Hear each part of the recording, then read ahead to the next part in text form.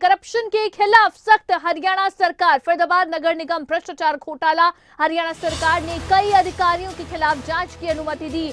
IAS Sonal Goyal, IAS Anita Yadav की भूमिका की जांच होगी।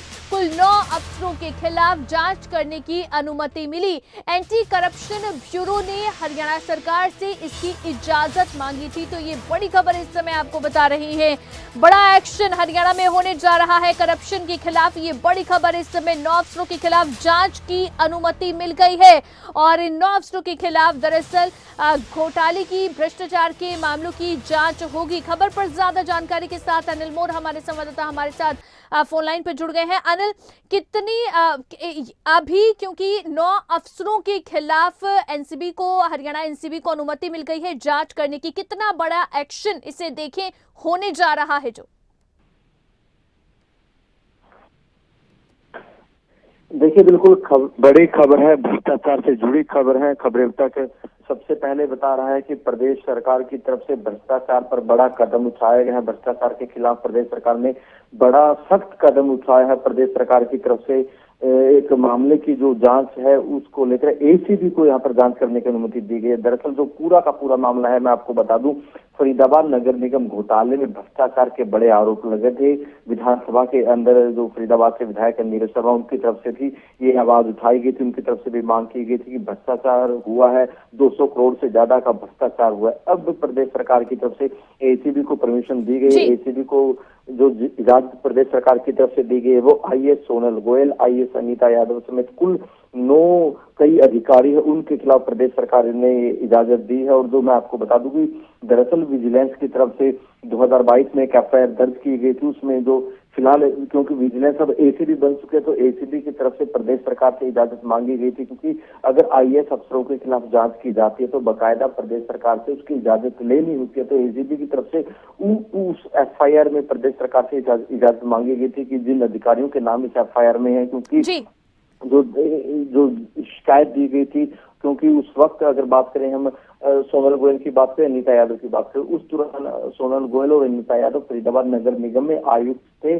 और जो एसीबी की तरफ से प्रदेश सरकार से इजाजत मांगी गई थी कि इन अधिकारियों के खिलाफ जांच की इजाजत दी जाए।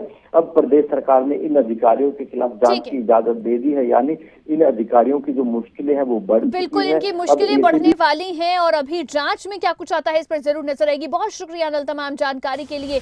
तो एसीबी को इजाजत मिल गई है, एंटी करप्शन ब्यूरो को इजाजत मिली है इन 9 अफसरों के खिलाफ जांच करने की। हमारे साथ अनिल राठी, हमारे संवाददाता फरीदाबाद से हमारे साथ फोन लाइन पर जुड़ गए हैं।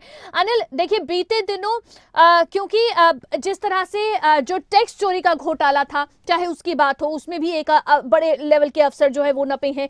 अब ये 9 अफसरों के खिलाफ जांच की इजाजत मिल गई है एसीबी को। सीएम मनोहर लाल खुद कहते हैं भ्रष्टाचार का काल मनोहर लाल, तो उसी दिशा में ये बड़े बड़े एक्शन हैं जो हो रहे हैं प्रदेश में। बिल्कुल, कहीं ना कहीं देखिए अवंतिका, ये पूरा सख्ताई जिस तरीके से भ्रष्टाचार के खिलाफ हरियाणा सरकार और एंटी करप्शन ब्यूरो की दिखाई दे रही है, इसमें साफ है कि कहीं ना कहीं देखिए अब जो सरकार है वो भ्रष्टाचारियों को बख्शने के मूड में दिखाई नहीं दे रही, क्योंकि कहीं ना कहीं संलिप्त है, कहीं ना कहीं जो अधिकारी इन्वॉल्वमेंट है, क्योंकि ये सभी वो अधिकारी हैं जिनके खिलाफ जो है वो बाकायदा एफआईआर के अंदर इनका नाम है, क्योंकि उस दौरान ये सभी जो है वो कमिश्नर के पद पर, नगर निगम कमिश्नर के पद पर तैनात रहे। चाहे फिर अनीता यादव की बात कर जाए, आईएएस, चाहे फिर आईएएस सोनम गोयल की बात कर जाए, या फिर जो गेस्ट जज है उनका भी जो है वो इसमें तमाम नाम है। हालांकि देखिए इसमें बड़े पैमाने पर जो चीफ इंजीनियर है, इससे पहले उनको जो है वो गिरफ्तार कर चुकी है नगर निगम। जो चीफ इंजीनियर एक डीआर भास्कर थे, उनको जो है वो सुपरिटेंडेंट इंजीनियर, उनको जो है वो इसमें पूरे मामले में गिरफ्तार कर चुकी है। जो इसका मुख्य आरोपी था उसको जो है वो नगर निगम ने पहले ही गिरफ्तार कर लिया था। तो कहीं ना कहीं देखिए नगर निगम से जो है जितने भी तार जुड़े हुए हैं, जितने भी जो अधिकारी हैं इसके अंदर संलिप्त, तो कहीं ना कहीं अनिल, अभी जो 9 अफसरों के खिलाफ ये जांच की अनुमति मिली है एसीबी को, किस तरह के आरोप इन अफसरों के ऊपर लगे हुए हैं कि इन आरोपों की जांच अब एसीबी करने वाली है? जी देखिए, आपको बता देते हैं कि ये सभी वो अधिकारी हैं जो कि उस दौरान कमिश्नर के पद पर तैनात रहे। उस कार्यकाल के दौरान जो है वो, इनके कार्यकाल के दौरान जो है वो पेमेंट उस ठेकेदार को दी गई थी, जो कि बिना काम किए ठेकेदार को पेमेंट पहुंची थी। 200 करोड़ रुपए के आसपास का ये पूरा घोटाला जो है वो बताया जा रहा था। अलग अलग वार्डों के अंदर से जो है वो ये पेमेंट उसके पास पहुंची थी और इसमें इन लोगों की जो है वो कहीं ना कहीं साइन बकायदा इन लोगों ने मेंशन, क्योंकि एक बड़े पैमाने पर, यानी कि अगर बात करी जाए तो 1 करोड़ से जो ऊपर के चेक होते हैं वो कोई भी आईएएस अधिकारी जो है वो, यानी कि जो मौजूदा कमीशन होता है वो ही सिर्फ उसको निकाल सकता है, उसको पास कर सकता है। तो सभी ये इन्हीं के हस्ताक्षरों के साथ जो है वो पैसा उस सदवी ठेकेदार को जो है वो पहुंचा था, उसकी कंपनी को पहुंचा था, क्योंकि कहीं ना कहीं पूरे तरीके से भ्रष्टाचार में वो पैसा यूज किया गया और जो विकास कार्य वहां पे होने चाहिए थे वो किसी भी तरीके का काम जो है वो